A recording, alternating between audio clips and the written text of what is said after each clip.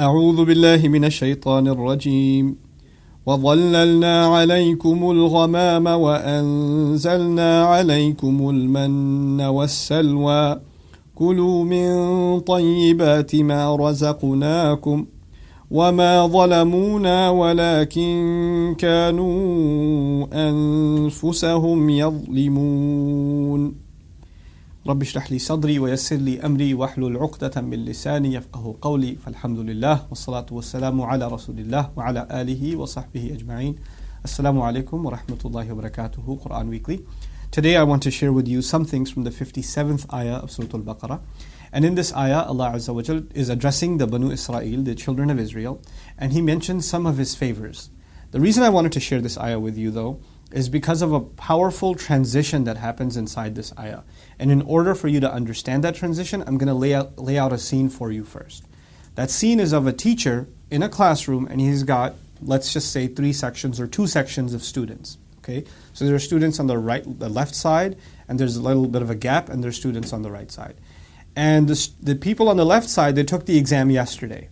Okay, so group A, we'll call them group A, they took the exam yesterday and they failed. And then group B is about to take the exam tomorrow. So this is the day in between. Teacher walks into class, he's yelling at group A, the one who already took the test, because they failed.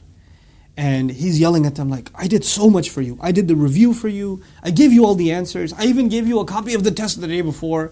How could you still fail? I don't understand what more I could do for you. And then while he's yelling at them, group B is sitting there watching. Now some of them are smirking and like, haha, those guys, they really got it. But others of them, the smarter ones among them, are terrified as this is happening because they know that their exam is the next day. And they might be getting the same kind of thrashing pretty soon. Now the teacher says, you people, you know what? I can't even talk to you anymore. He ignores group A as though he is so angry at them they aren't even worthy of being addressed. Then he turns to group B and says, by the way, your exam's tomorrow. He just says that. And by the way, those people, they didn't fail me, they failed themselves. He turns towards them and says that. Now, I want you to remember this scene as I describe something about this ayah, just so it's easier to understand. Allah is addressing who again? He's addressing the sons of Israel. He says, وَظَلَّلْنَا عَلَيْكُمُ الْغَمَامِ. We shaded you, we put shade over you by means of clouds that are filled with rain. So these rainy clouds or soft clouds, you can say ghamam, or even darker clouds that can prevent sunlight. So because they're in the desert and they're in the Exodus, so Allah miraculously covered them with the umbrella from the sky. Clouds would follow them. Number 1. وَأَنزَلْنَا عَلَيْكُمُ الْمَنَّ وَالسَّلْوَى. And we even sent down onto you al-manna and salwa. Manna and salwa were, it's a kind of wheat that they could grow in the middle of the desert. Allah would send grain down that they could grow and make bread with. And salwa was a kind of bird that they would try and catch and it wouldn't fly away. So miraculously their proteins and carbohydrates are taken care of. Their shade is taken care of. And eventually Allah will provide them, the spring of water, the 12 springs that you know about. So their water is taken care of. So they're surviving through impossible odds. And this is the list of favors. I did this for you, I did this for you, I did this for you. Okay. وَأَنزَلْنَا عَلَيْكُمُ الْمَنَّ وَالسَّلْوَى. Then he says, كُلُوا مِن طَيِّبَاتِ مَا رَزَقْنَاكُمْ. Eat, consume from the good things, the pure things of what we've provided you, what the provisions we've given to you. Then, all of this, if you notice, was in the you, meaning ظَلَّلْنَا عَلَيْكُمْ, we shaded you, we put clouds over you, we sent manna and salwa onto you. Eat, when you give a command to somebody, eat from the good things that we've provided you. All of this, the word you here suggests second person. And the logic behind second person is you're talking to someone.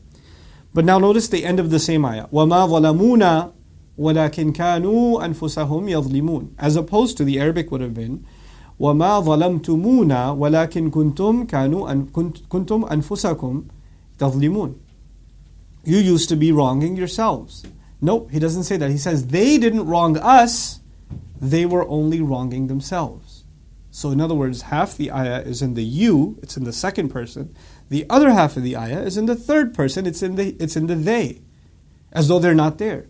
And even if they are there, the point of it is Allah is no longer going to address them. Now think about the teacher. The teacher yells at one group, he's so disappointed with them that they're not even worthy of mention anymore. He doesn't want to talk to them anymore. So he turns over and he turns to the other group and says, by the way, they didn't disappoint me. Now the ayah says, وَمَا ظَلَمُونَ, they didn't wrong us, they were only wronging themselves. They were only wronging themselves. Now what's the point of this transition? The point of this transition is that we don't read the ayat about the Jews and the ayat about previous nations, and especially the Jews, I would argue. We don't read ayat about them and say, look at what Allah says about the Jews. Allah really got them good. Look at all the things Allah did for them. But the ayah wasn't about them. The ayah was half about them, and the other half, hey, you're up next. Batter's up. Get ready. And you better not fall into this kind of trouble yourselves.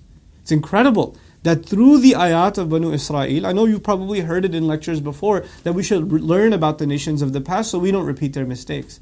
Actually, that's not just an analysis that we drew. It's actually embedded into the Quran itself. He doesn't let us read Jewish history without thinking about ourselves. And you better not fall into this mistake yourself. So the wrong thing to get, the wrong impression to get from the history of Bani Israel, the Jewish history in the Quran, the wrong impression to get is a sense of supremacy. And the right attitude to get is a sense of humility. Like, Ya Allah, we're in the same exact position they were in before. And we better not disappoint you, because then this exact criticism that you're laying out for them applies to us 100%. So may Allah Azza wa Jal make us of the people who understand and reflect on the way Allah is teaching us. وَيُعَلِّمُكُمُ اللَّهُ وَاللَّهُ بِكُلِّ شَيْءٍ عَلِيمٌ. Allah is teaching you, and Allah knows everything. May Allah Azza wa Jal make us good students of His book. Barakallahu li wa lakum. Wassalamu alaikum wa rahmatullahi wa barakatuh. Assalamu alaikum everyone. If you've benefited from these reminders, please support Quran Weekly by clicking the link below.